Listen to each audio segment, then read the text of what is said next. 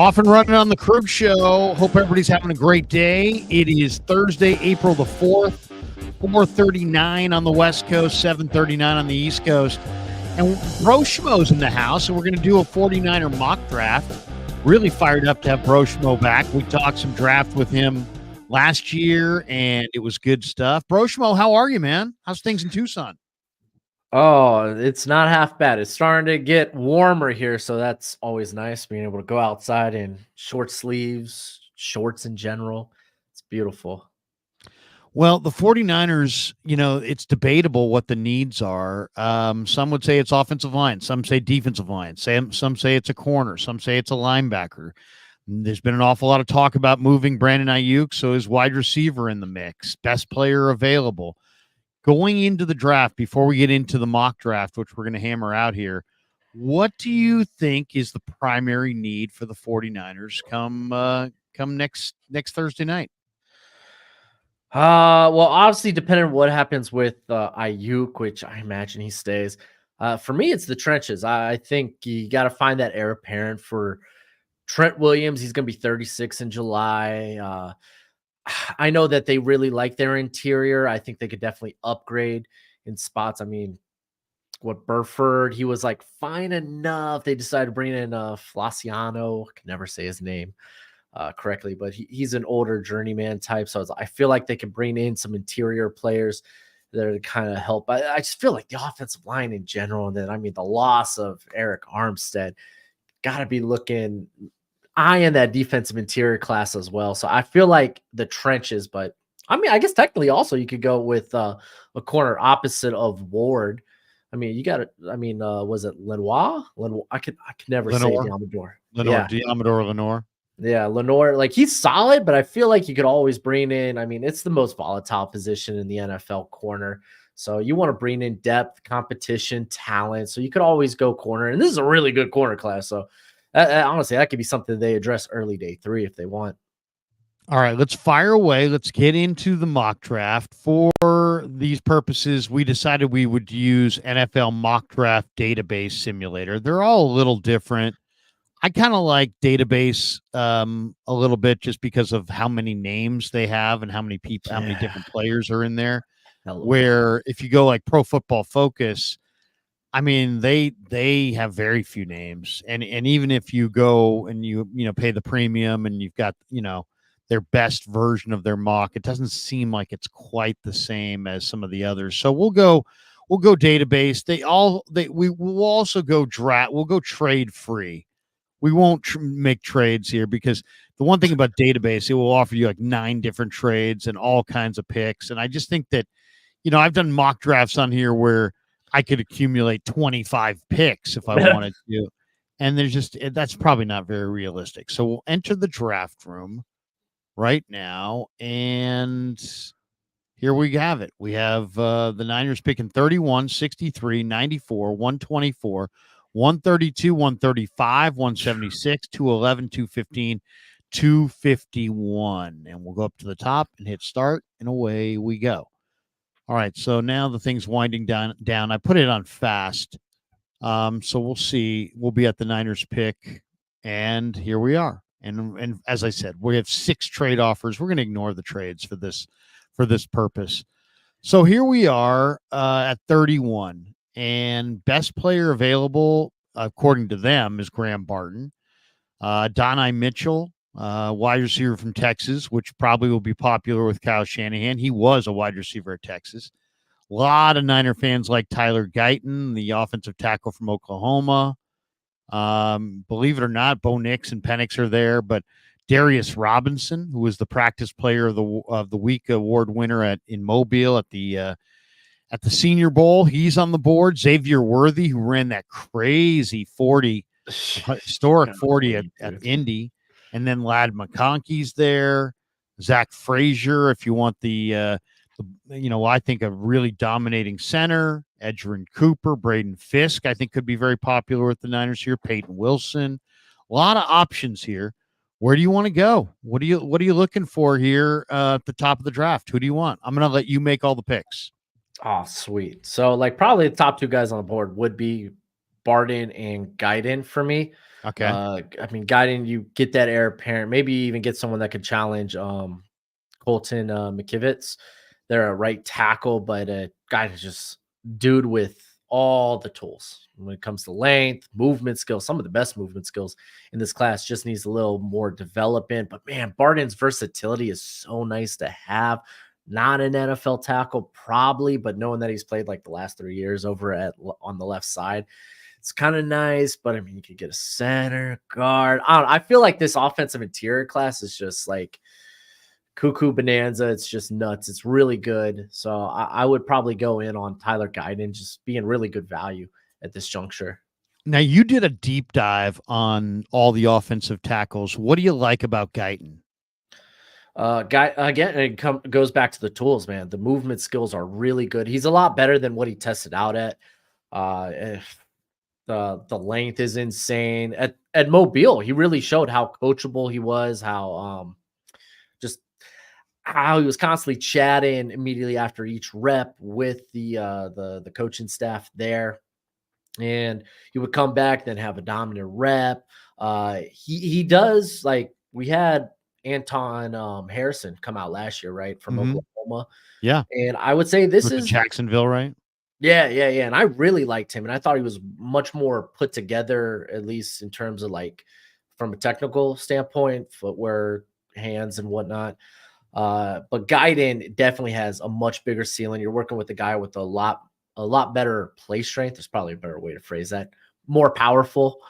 So like Guyton, it's just tools, man. It's just tools. Like him and Amarius Mims are probably the most toolsy guys who, man, maybe 4 years from now, we're looking back and they're like one of the top 3 tackles coming out of this class. I would say if to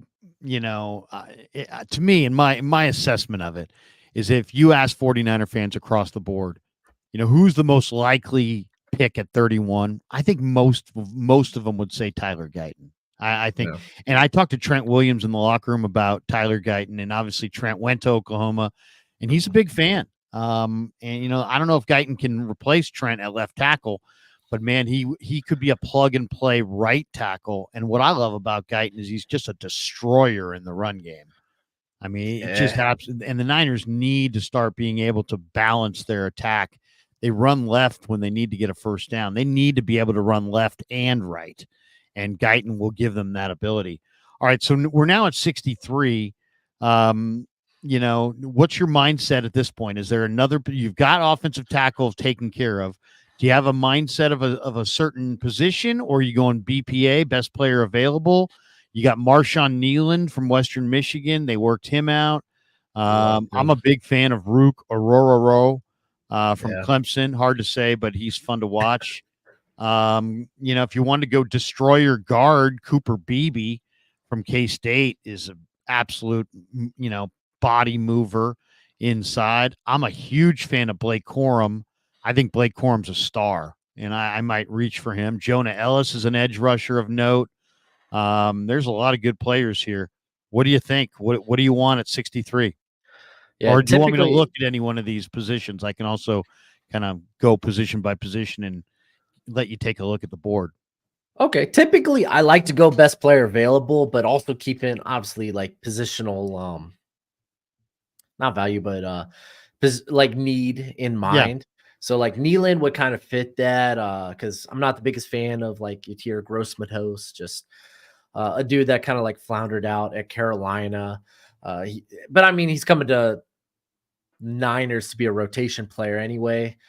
But man, what's the word on like Robert Beal down there in San Well, I Fran? mean, he's got a world of talent. He really came on as the season went on, but I don't think it's something where they can really depend on him. I think he's almost got to be like found money, come training camp.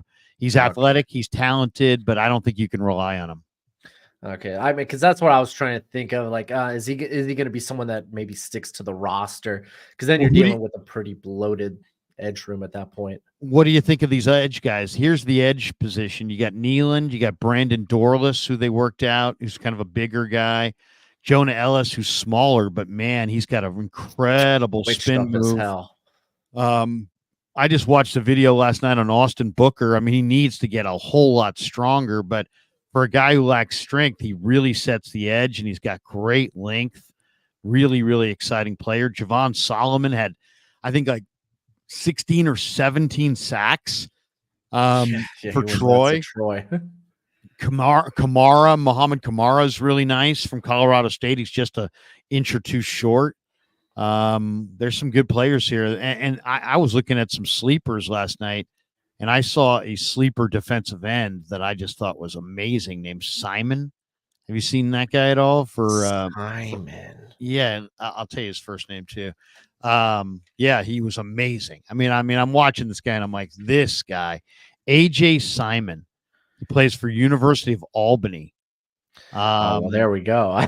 The guy ran I haven't got to 4.5. Albany tape yet. Well, listen to these two totals. You'll appreciate this. He's 6'1", 267. He ran 4.59. He had 34 reps of 225, and he runs in the 4.5s at almost 270. See, and you can't sleep on those Albany guys because he was playing with Jared Verse. Jared Verse came from Albany before he went over to Florida State. Yeah. Ooh, So, man. what are you looking at here? We're at pick 63. The top rated player is, who is the top rated player? I think it was Roman Wilson. Yeah, Roman Wilson. There's also Chris Jenkins. There's Marshawn Nealand. There's Aurora, who I really liked. I mean, his workout in Indy was impressive. Yeah. Who you leaning towards at 63? I kind of lean with Nealand. I'm a big mark for Nealand. There's just something about a guy who just can bend grown men to his whim. He's just stupid powerful, stupid strong. Not as raw as you would think in terms of what he is as a technician and his hands, and someone who can kick inside on passing downs. So like you love like the versatility that he brings. So now we're at now. So I gave us Marshawn Nealand. So now you got Guyton, a tackle, and you got Nealand, an edge rusher, and now you're at pick 94. Kalen Bullock from SC, the safety, is the top guy on the board. For me, this would be a no-brainer. I would take Blake Corum here just because I think Blake Corum's a great player. But you know what? Cole Bishop is a damn good safety from Utah. There's other players on the board. Cedric Gray, to me, is an absolute, one of the safest picks in the draft. Booker's still there. Cam Hart's a big corner from Notre Dame. There's Blake Fisher, the offensive tackle from Notre Dame.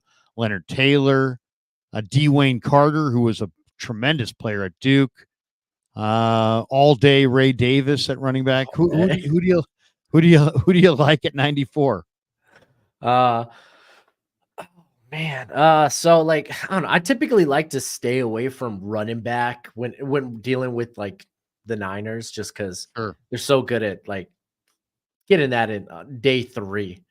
I mean, Elijah Mitchell, he was a 5th, 6th rounder they Right. snagged. So it's like, I don't know. I figure if they want to look for that back, they could probably look for it somewhere on day 3. Because like low key, like it may not be like a top heavy running back class, but it's not terrible. It's not bad on day 3. There's a lot of quality players there. I'd probably stay away from edge. I don't know if I'd want to double dip at this juncture. Theo Johnson's actually an interesting thought at tight end. Just because tight end, big guy with the tools are just oozing. And I mean, I just don't feel like he got utilized well. Like they didn't really start looking at him until they got to the red zone there at Penn State. He had like, I think 7 or 8 touchdowns this past season. Almost all of them happened in the red zone, but I'd probably go corner because I think there's a few corners here at this juncture. Kyrie Jackson, Andrew Phillips, Chris Abrams-Drain, Cam Hart. Josh Newton is real popular from TCU. Chow Smith-Wade, the Niners looked at. I kind of like him. He's a little on the small side, but he's got great ball skills, great break on the ball. Feisty as hell too. Down this board, I love Willie Drew from Virginia State. Yeah, that's a late round corner. Yeah, I think I would lean with one of the bigger guys so like your Kyrie Jackson, your Cam Hart. I don't have it age currently on Kyrie Jackson, but I think he's like a 7th-year player because he did which is community college sometimes for a couple of years. sometimes teams mark him down. You want to go with the Notre Dame kid instead? Yeah, man, I really liked him at the Senior Bowl. You might have to worry about flags with him, but I'd rather a guy be stupid physical and teach him how to reel it back than someone that just doesn't have that in them. Sounds good. So now we took Cam Hart. So we've got offensive tackle, edge, and a corner. And now we're at 124. And the top rated guy is Cedric Gray. There's also Javon Baker, wide receiver from Central Florida, Blake Fisher, Marshawn Lloyd, Leonard Taylor. At the top of this draft, just Jackson McKinley. If you want a one technique defensive lineman, you got Ben Sinnott. You want to go tight end. You got Mason McCormick, who's a damn good guard from South Dakota State. Yeah, I love McCormick. I mean, you almost have to go McCormick at this juncture. Like, I don't see him being here. I'm like really high on Mason McCormick. Like, Yeah, I am too. He's inside actually my top 40. I just dropped my interior rankings yesterday. And just I honestly think if a team needed him to, he could probably play tackle. Like, the length is good, the athleticism is ridiculous, the play strength is great. I So, like both those guys. I like McCormick and Greenfield. The right both side of them are that really South good. Dakota State line. I wouldn't have a problem going McCormick and Greenfield back to back. So I gave the Niners McCormick. They're now at 132. They still don't have. They got a tackle. They got a guard. They got a corner, and they've got an edge rusher. What are you looking for now at 132? Honestly, at this point, it's just kind of like best player available to me because I mean, I feel like Theo he hit Johnson's all. still there. Oh man, yeah. I mean, that's kind of worth the shot at that point. Kittle's getting up there in years. What they have, Cameron Latu, he was banged up last year, wasn't he? Yeah, well, he didn't make it out of camp. He had a terrible He didn't camp. make it. He had a terrible camp. I really liked Braden Willis, but he's more of like a H back versatile body type of guy. Yeah. So like grabbing You Theo want Johnson, you want Theo? yeah, you get a traditional type of like at least a traditional body type of tight end who honestly I think his best football is probably ahead of him.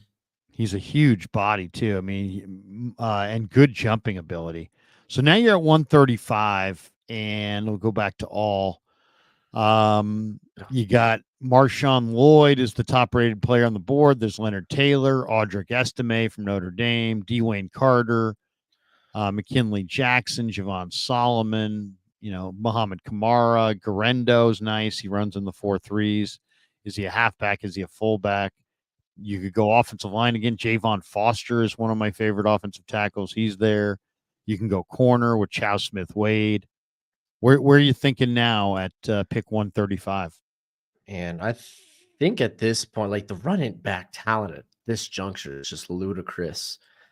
And man, I really feel like Ray Davis is a safe option. I think I would swing on the upside though of like Marshawn Lloyd, who like there's a like he could be a really dangerous back, but like drops, pass protection's not great. Fumbles weren't great. His vision, he get a little too jumpy and bouncy in the backfield. But like, man, if you can reel that in, like, you could get a hell of a player because he's built like a bowling ball. Yeah, He's like he's 5'9", effective. We'll take 220. Marshawn Lloyd. So now we're at 176. What do you want to do now at 176? Kind of curious what the defensive interior class looks like. Let's see. This juncture. You got Jordan Jefferson, Evan Anderson, who's a monster body from Florida Atlantic, huge guy. Miles Murphy. And there's some sleepers here too. Down the list. I was kind of looking for a versatile body, but like honestly, like a Fabian Lovett out of Florida State. He's not gonna. I don't think he's gonna bring much as a pass rusher, but like he is just a solid run stuffer, and I think he just ticks a lot of boxes in terms of size, strength, length. Okay, we'll go Fabian Lovett. Now we're at pick number 211. Jaheim Bell is on the board, the tight end from Florida State. James Williams is to me one of the most interesting players in the draft. Is he a safety? Is he a linebacker? I mean, he is a studly athlete. He's big and he's fast, and to me, he might be like an anti Travis Kelce. He might be the answer to Travis Kelce. Malik Mustafa from Wake Forest is a safety that I know they've looked at. He's a thumper. He's a bat out of hell, man. His testing numbers were great too. Yeah, that's probably who I'd lean here, but I'm letting you make the picks, my man. So what are you going with at 211? No, I actually really like that Malik Mustafa. He's inside my 150.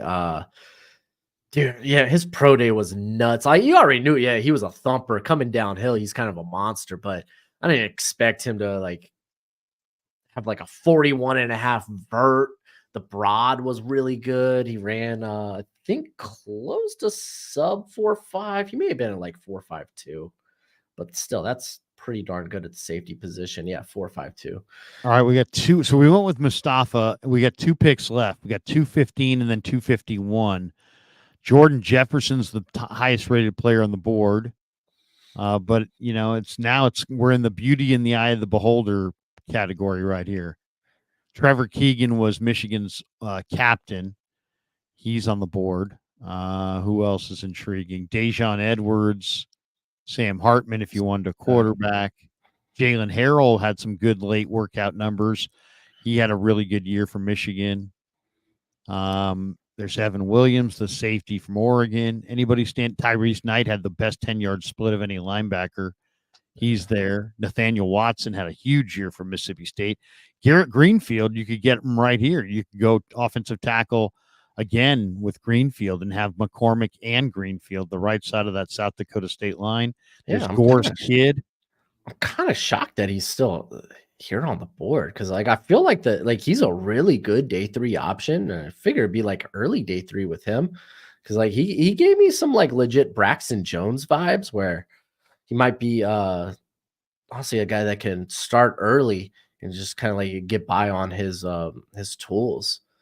3 interesting tackles there. Caden Wallace, Garrett Greenfield, Frank Crum, all available. Oh yeah, man, Frank Crum, man. That look at the combine, I was like, that's a man right there.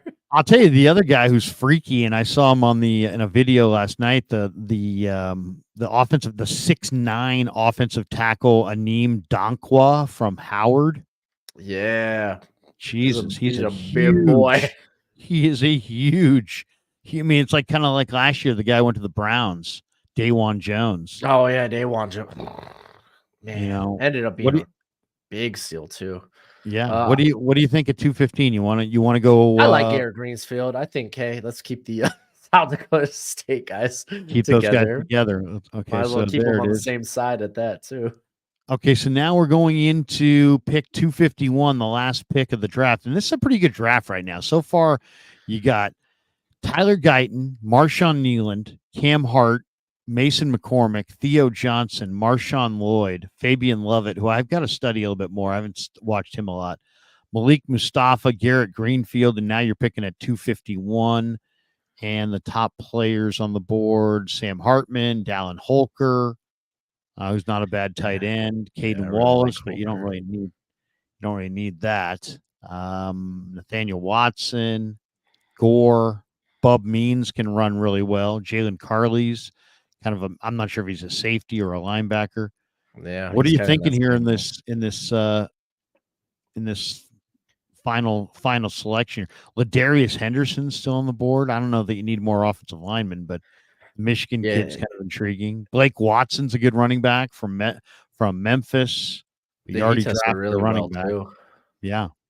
Right now at this juncture, I'm just thinking who can stick on the team on special teams, whether that's return man or just on the actual punt field goal unit. So I'm thinking guys like Evan Williams out of Oregon, Carlisle's actually at a Mizzou. You could talk about Watson as a return man. I really go on. I was gonna say PJ Jules is another Southern Illinois tight end or safety. Yeah. He's not bad. But who are you thinking of here? I'm thinking Carlisle's actually, because I like that he'll. I think you could have him make the transition at linebacker. He also tested better than James Williams did. So you got that going for him. He was someone that honestly entered in the year. I thought he was going to be like in this like top 10 safety talk, and then just kind of had not a dud year, but just a down year by like expectation standpoint, but gives you that versatile body, special teams experience. So yeah, at that juncture, you're just looking for someone who might be able to stick to the roster by doing that. Broshmo, you blew it up. Oh, here it is. Tyler Guyton, offensive tackle from Oklahoma in the first round. Marshawn Nealon, kind of an underrated defensive end from Western Michigan. Really, really tough guy. He's in round 2. Cam Hart, a big corner from Notre Dame in round 3. Mason McCormick, Theo from South Dakota State, the guard. I think that's a great pick. Theo Johnson at 132. Marshawn Lloyd at 135. Fabian Lovett, a defensive lineman. He's a big interior guy from Florida State. And then Malik Mustafa at 211. Garrett Greenfield at 215. And Jalen Carley's at 251. Man, you killed it. Yeah. I have a little bit of regret at the Nealon pick because I was kind of hoping maybe Rukorohoro would like slide down because again, like he fits that versatile body type that can work inside and can work outside. That you kind of just lost in Eric Armstead, but I mean he was there. Rukorohoro was there. He was there. I was hoping he might fall down a little further. And I mean, if you look at this defensive interior class, like if you're looking for those versatile bodies, they're not really going to be there. I mean, later on, maybe you get like what's his name? The Auburn kids, like Marcus Harris, I think. Yeah, well, he's a good pick. Maybe a late day 3 guy. Yeah, and honestly, that's about it. Because I mean, honestly, this defensive interior class actually has got quite a bit of size to it. So, no doubt. What do you got cooking draft week, man? What are you going to be doing? Tell people where they can find you and what kind of content you're putting out between now and next Thursday. Well, if you love draft content, that's who I am. I am the draft guy. I'm currently putting out my positional rankings for the 2024 NFL draft. I currently already have a ton out, like offensive interior, linebacker, edge, stuff like that. I go real deep. I'm going to have some sleeper videos coming up out, and I'm going to be streaming all 3 days of the draft, and I pump out a lot of content during that time. I'll have night 1 grades, night 2 grades, final grades. I'll have best available. I'll probably even do like a day 2 mock draft after night 1, which yeah, man. Nice. Typically after night 1, like it's a sleepless night. It's a good time. It's a good time. Oh man, you'll get all kinds of numbers. Daza says if we draft another running back in the 3rd round, I think I'll lose it. We already have Mason and Mitchell, and don't pay them. And what he meant was don't play them. And he came back with another super. Daza, we appreciate you, brother. Day 3 for it. All right, man. Hey, it was a quick stream. I wanted to get in and wanted to get out. I know you're streaming later on tonight. Good to see you, man. And hopefully maybe we can hook up sometime either next week, either before, during, or after the draft.